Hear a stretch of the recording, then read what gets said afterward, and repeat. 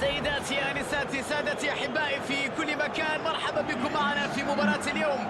قبل بدايتها، قبل انطلاقتها، يبدو أن كل شيء مثالي لكرة قدم ممتعة هذا المساء. الجو جميل. ها هي البداية إذن، وترجع الكرة إلى الخلف. رافائيل فاران، سيرخيو راموس، كازيميرو، مودريتش، سواريز، ديمبلي، كوتينهو، إيفان راكيتيتش. كرة تعود للخلف بضغط قوي، تمكن من افتكاك الكرة.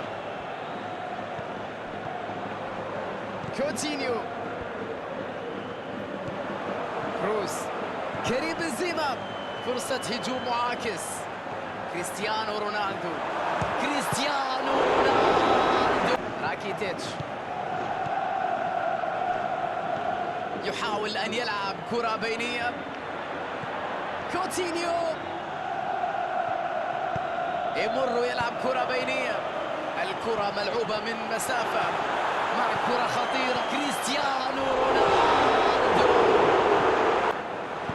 يلعب كرة على اليسار، يحاول أن يلعب كرة بينية، الكرة تصل إليه.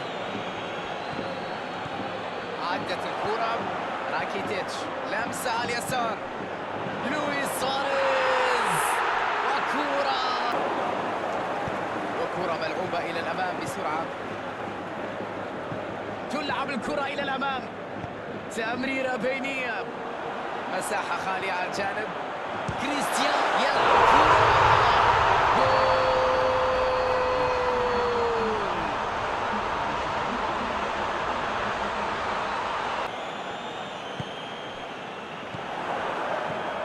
يمكنهم الانطلاقة في هجمة مرتدة، تغيير اتجاه اللاعب على اليمين.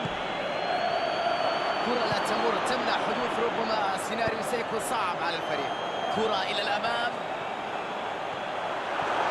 في كريستيانو رونالدو، يا إلهي. ديمبلي يلعب كرة على اليسار، جوردي ألبا، لعبة. هذه براعة. يوقف الحكم صافرة معلنا نهاية المباراة. يمكن اعتبار هذا انتصار تكتيكي، تعامل بشكل رائع مع تغييرات المنافس، حتى وإن ساندهم الحظ شوية اليوم.